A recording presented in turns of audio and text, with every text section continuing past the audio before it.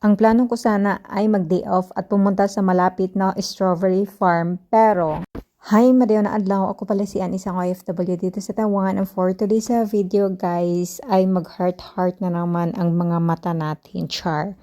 Dito pala ay nag-harvest ako ng mga strawberry. Hindi naman siya karamihan, pero medyo marami-rami yung bunga. I mean, hindi marami yung, masyadong marami yung tanim.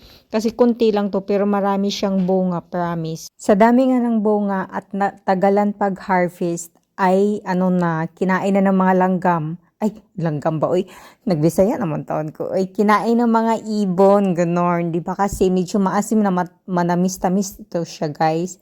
At yun ang swerte ko dito kasi solong-solo ko yung harvest nito, di ba?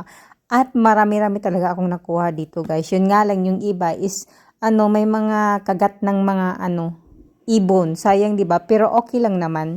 Kasi pwede pa rin siyang kainin, ganon. Tanggalin lang yung mga kinagatan at yun, pwede na. Di ba? Wala nang arty-arty pa, oy.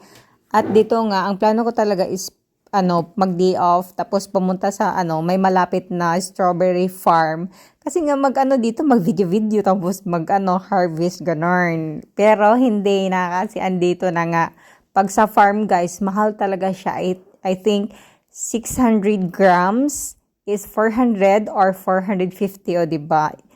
Mas mahal siya. Ito, libre na at madala ko pa, diba? Happy ang person for today's video, guys, kasi nga marami akong nakuha dito. Akin lahat ang mga napitas ko, o diba? Tiba ang first one. Ito na lahat, guys, diba? Marami isang box. Yun lang, kain pong.